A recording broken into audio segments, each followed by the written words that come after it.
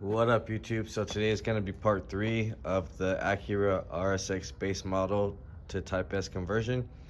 Right now we're going to be getting to the timing chain and pretty much replacing that with the new guides and everything. And then we got our fresh exedy clutch we're going to be installing to our LSD transmission.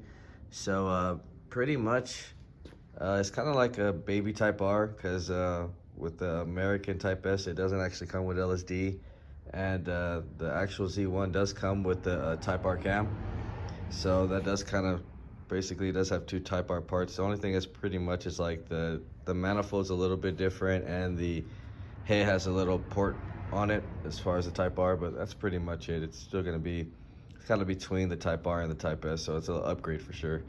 We're going to get the exedy clutch timing chain on here, get everything all basically came up, and then we'll show you guys the Passport mount bracket.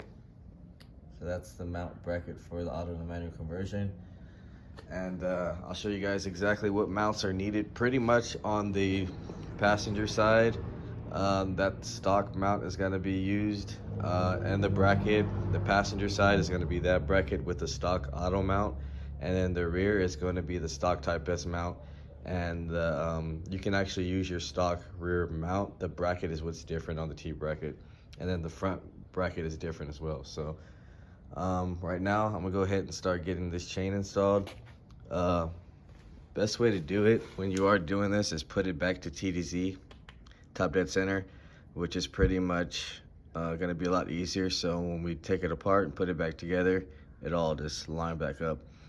We also got to clean all this up as well. It looks like somebody did already do the timing chain as well, but I like to do it just to know for sure that it's been done. So we're gonna get all this cleaned up, change all the timing out, seal it up, and then we'll come back and get the clutch flywheel all on here, and then I'll show you guys exactly what we need to get the motor mounted in. All right, so we're back now. Just want to show you guys the timing marks. So you got one right here with the gold link. You basically just want to put the markings between those. These ones want to be across from each other. And then we have the one right here. I don't know if you can actually see that, but that dials up right to that. The other gold link actually goes right here. So it actually lines up with that as well. We actually got our surfaces all cleaned up and ready, so we can put our seal on.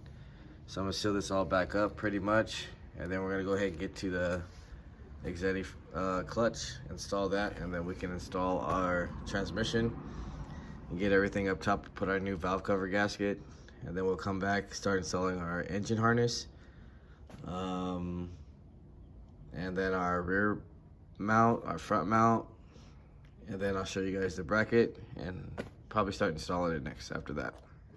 All right, so we're back. We have the transmission on. We got our front mount on. We have the rear mount and bracket on. So this is the mount I was saying. This one you can actually keep from the car, and the one on the driver's side we'll be keeping as well. We got our engine harness connected, our charge harness connected. We got everything over here all connected back again, so valve cover, side cover. I don't know if I mentioned we put a new water pump, and then I got a new gasket right here for the water cooler housing. Everything's all sealed up now, so pretty much I think I'm gonna go ahead and start dropping it into the car so we can start putting everything back together. So I'm gonna get the cherry picker, and we're gonna do it from the top. I know sometimes I do it from the bottom, but it's just pretty much we already got the subframe on, so we're just gonna do it from the top. So I'm gonna go ahead and get this thing dropped in, and then we'll come back and start seeing what we're gonna do next. All right, so we're back now. We have the motor installed, transmission bracket from Passport, so you guys can see. So this is an automatic mount, and we just have the bracket that goes straight to the transmission, and that's pretty much it. We got the front, we got the rear, and we got our passenger side. Next thing we're gonna start doing is pretty much just connecting everything. So we got our wiring harness we're gonna put back into our fuse box with the 2 8s. We got our clutch line basically right here. So all we got to do is attach this with 2 12mm bolts. And then we have the shift linkage, which is 3 12mm with the cotter pins. And then we got to get a ground on here. And we'll run our engine harness to the inside. And then we have to get to the alternator and serpentine belt. And then I'll show you guys how to wire up the pedals, and then we still got fuel. So we've got a lot of things we got to get to. Exhaust, of course. Just want to show you guys that the motor is in right now. So we'll get to the linkage, the master, and our slave, and then get some grounds on here, and then we'll get the harness ran inside, and we'll come back, get the ECU and everything, and start pretty much getting this thing ready for startup. All right, so we're back now. We got our slave cylinder on here all connected with the 2 12s. We got our shift linkage connected with the 2 12s or 3 12s. We got the harness pretty much ran through inside, so I can show you guys that, and how I ran the 2 wires for the pedals. So there's 2 wires you have to install in order for the clutch to actually work and for the car to turn on. The 2 wires come from the car side of the C101 plug. So this green wire and this blue wire right here. So this will be, I guess, 3 and number 7. So green and blue. And I just connected those to the 2 that's gonna go to the switch, which is over here. So I have the switch wired right here from the 2 plugs I got that you need for the manual, and then the ground. So the grounds are gonna be hooked together to this one source. So I just need to ground this, plug these into the pedals. That's pretty much it on that.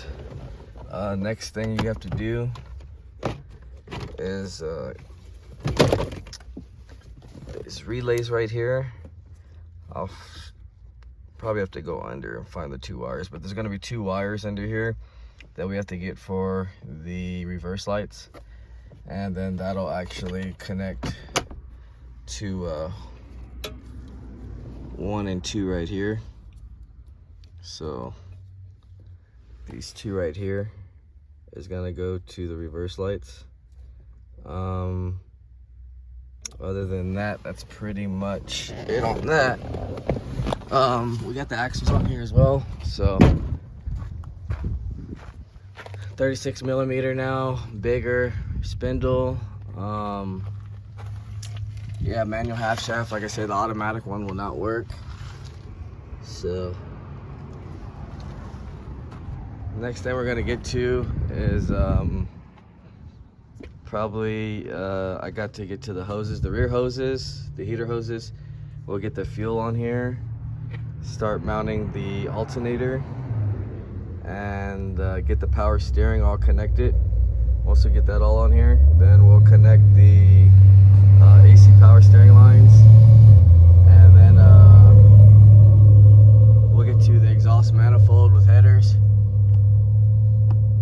and try to go for the first start maybe. Oh, and I gotta get the 2 grounds on here. So a couple things we gotta do after, and then we'll try to go for the first start.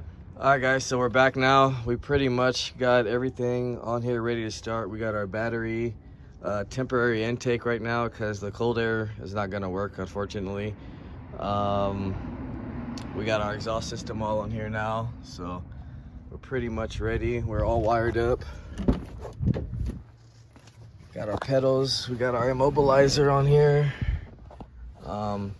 This is what I mean by the immobilizer, basically just tucked under here. So we tuck it under here and just plug it into the old factory ECU. And then for automatic, you have to unplug this or the key won't come out.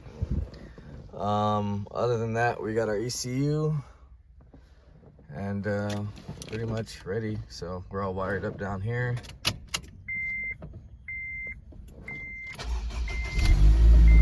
Now, I don't have the serpentine belt on right now, so that's why we got a battery light on, but Other than that, that's pretty much it.